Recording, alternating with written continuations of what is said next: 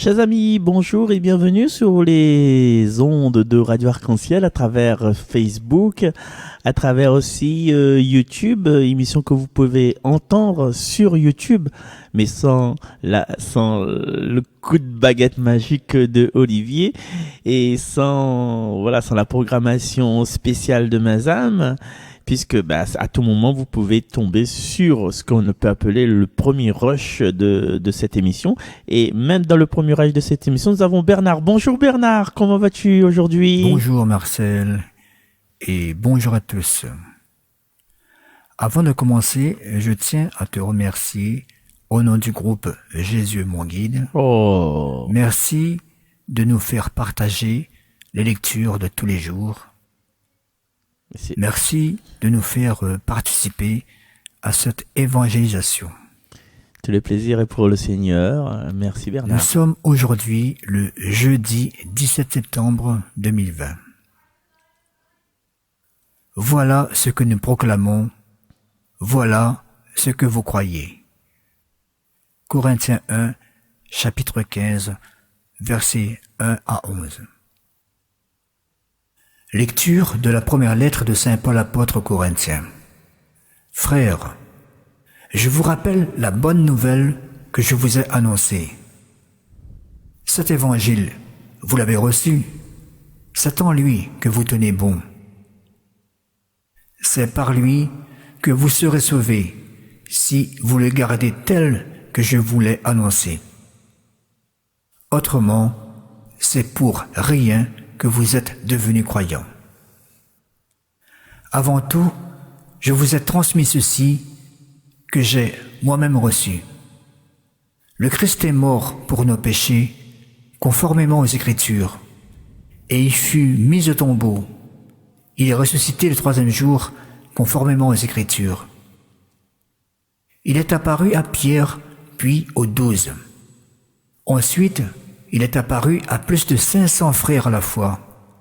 La plupart sont encore vivants et quelques-uns sont endormis dans la mort. Ensuite, il est apparu à Jacques, puis à tous les apôtres. Et en tout dernier lieu, il est même apparu à l'avorton que je suis. Car moi, je suis le plus petit des apôtres. Je ne suis pas digne d'être appelé apôtre, puisque j'ai persécuté l'Église de Dieu.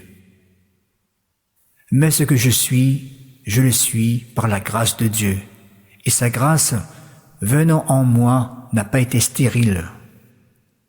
Je me suis donné de la peine plus que tous les autres. À vrai dire, ce n'est pas moi, c'est la grâce de Dieu avec moi. Bref, qu'il s'agisse de moi ou des autres, voilà ce que nous proclamons. Voilà ce que vous croyez. Parole du Seigneur.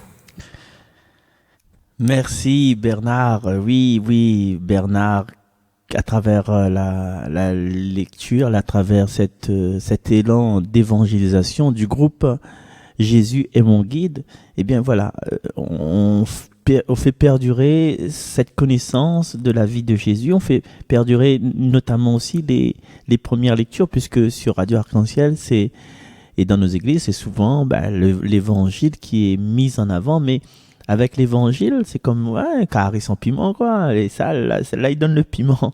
Il donne le piment. Et c'est de toute grâce que justement, nous nous approchons vers le Seigneur en toute humilité.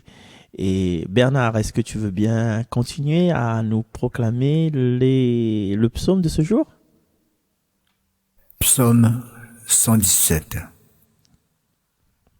Rendez grâce au Seigneur, il est bon. Rendez grâce au Seigneur, il est bon. Éternel est son amour. Oui, que le dise Israël, éternel est son amour. Le bras du Seigneur se lève. Le bras du Seigneur est fort. Non, je ne mourrai pas, je vivrai pour annoncer les actions du Seigneur. Tu es mon Dieu, je te rends grâce, mon Dieu, je t'exalte, Je te rends grâce, car tu m'as exaucé. Tu es pour moi le salut.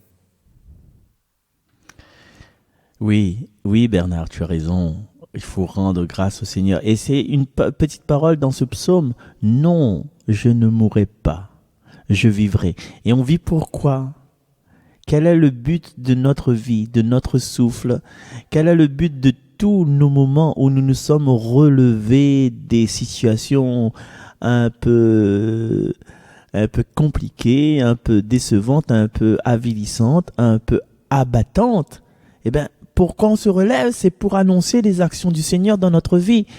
Et s'il existe parmi nous des personnes qui ont connu des bas, des creux de vagues, qui ont été au bord de la ruine, je pense notamment aux personnes qui se sont affiliées dans la fraternité des pèlerins de l'eau vive. Eh bien, ce sont des personnes qui ont eu des addictions à l'alcool. Sont tombés au plus bas dans leur vie, en état de déchéance, mais non, ils ont vécu, ils ne sont pas morts, ils ont combattu pour annoncer les actions du Seigneur.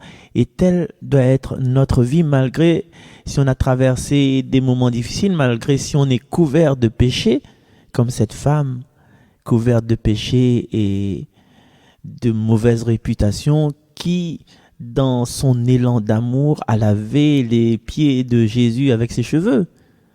Chez Simon, je crois bien que ce n'est pas dit dans les évangiles. Je pense que c'est Simon, ce Simon le lépreux qui a fait cette invitation-là. Et donc, même si nous nous sentons diminués par la population, montrés du doigt, ça tout le temps, ça donne robe le prêtre, ça tout le temps de la prière, ça, il connaît rien que les gens de Marie, il connaît rien que Férozer. Hein. Mais c'est parce qu'on a été à un moment donné abattu, on était dans le noir et que le Seigneur nous a relevés. Aujourd'hui, on rend grâce au Seigneur.